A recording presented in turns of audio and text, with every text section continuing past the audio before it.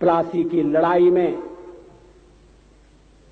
जितने लोग मैदान में लड़ रहे थे उससे ज्यादा लोग मैदान के बाहर खड़े होकर तमाशा देख रहे थे, लड़ाई का परिणाम सुनने की प्रतीक्षा कर रहे थे। देश के भाग्य का निर्णय होने जा रहा था, मगर उस निर्णय में सारा देश शामिल नहीं था। विदेश मंत्री के नाते मैं अफगानिस्तान गया था। आपको सुनकर ताज्जुब होगा, अफगानिस्तान के अपने मेजबानों से मैंने कहा मैं गजनी जाना चाहता हूं, गजनी। पहले वो मेरी बात उनकी समझ में नहीं आई, कहने लगे गजनी तो कोई टूरिस्ट स्पॉट नहीं है, गजनी में कोई 5 स्टार होटल नहीं है, गजनी में आप जाकर क्या करेंगे, गजनी में आप जाकर क्या देखेंगे। मैं उन्हें पूरी बात नहीं बता सकता था। मेरे हृदय में कहीं गजनी कांटे की तरह से चुभ रहा है। जब से मैंने गजनी से आए एक लुटेरे की कथा पढ़ी है और किशोरावस्था में पढ़ी है, मैं देखना चाहता था वो गजनी कैसा है। आपको सुनकर ताज्जुब होगा, महमूद गजनी का अफगानिस्तान के इतिहास में कोई स्थान नहीं है।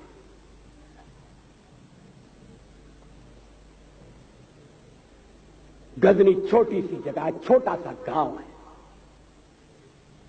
कल्पना करिए सैकड़ों साल पहले वहां धूल उड़ती थी, झोंपड़ियां थी, मगर एक लुटेरा लुटेरों को इकट्ठा करता हुआ सोने की चिड़िया को लूटने के लिए चला आया। आपस की फूट से जो राजा है वो लड़ेगा, जो क्षत्रिय है वो लड़ेगा। हमने समाज के बहुत बड़े वर्ग को लड़ने के अधिकार से वंचित कर दिया। हमने उन्हें हथियार नहीं उठाने दिए। मार्शल नॉन मार्शल के आधार पर हमने समाज को बांट दिया। वो लुटेरा सोमनाथ के मंदिर तक चला गया। पुजारी देखते रहे।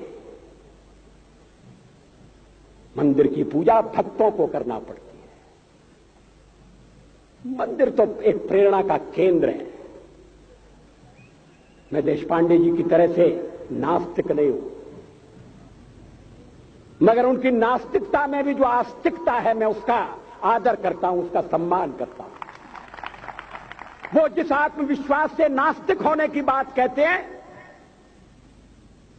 तो मैं उनसे कहना चाहता हूं वो सचमुच में नास्तिक नहीं है। जिसकी आस्तिकता है, जिसका विश्वास है, वो नास्तिक कैसे हो सकता है। विश्वास किसमें है ये बड़ी बात नहीं है, विश्वास है या नहीं। हमने समाज के बहुत से बड़े वर्ग को विश्वासहीन बना दिया।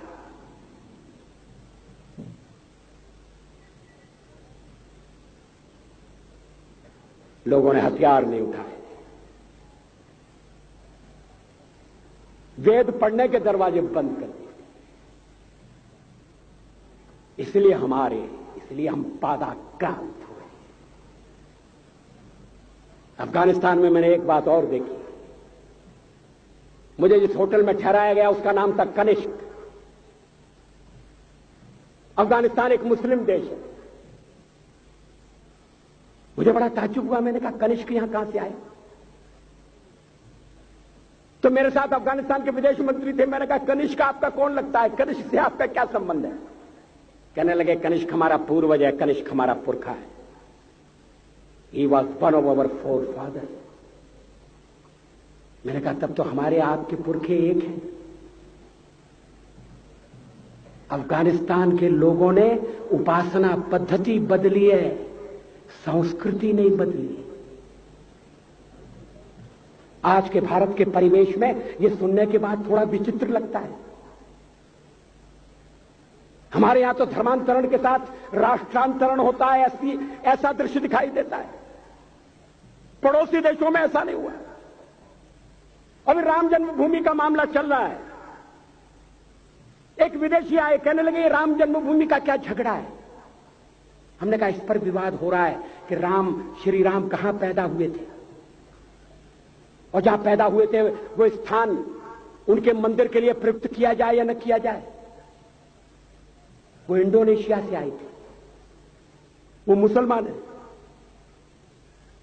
कहने लगे हम तो समझते थे कि राम के लिए सारे भारत में आदर होगा, सम्मान होगा। हमने कहा ये आपने कैसे समझा। कहने लगे आप तो इंडोनेशिया आ चुके हैं, इंडोनेशिया में बहुत से लोगों ने इस्लाम स्वीकार कर लिया, मगर श्री राम को विस्मृत नहीं किया, श्री राम को भुलाया नहीं। इंडोनेशिया के बाली द्वीप में 1 महीने रामायण की लीला होती है। मैं उस समारोह में जा चुका हूं। उस समय भी विदेश मंत्री मेरे पास बैठे थे। मैंने कहा ये रामायण ये क्या हो रहा है। मैंने कहा एक्सीलेंसी ये मंच पर क्या हो रहा है। कहने लगे एक्सीलेंसी आपको पता होना चाहिए। हमने कहा मुझे तो पता है मगर मैं जानना चाहता हूं। कहने लगे ये रामायण है, ये राम है, ये लक्ष्मण है, ये सीता है। हमने कहा इनसे आपका क्या संबंध है, आप तो मुसलमान हैं। कहने लगे हमारा संबंध बहुत पुराना है, हमारा तब का संबंध है जब हम मुसलमान नहीं हुए थे। थाईलैंड की राजधानी अयोध्या कही जाती है। थाईलैंड के राजा को आज भी राम कहा जाता है। सावरकर जी ने हिंदू राष्ट्र की बात की, हिम्मत के साथ। बुनियादी तौर पर भारत हिंदू राष्ट्र है।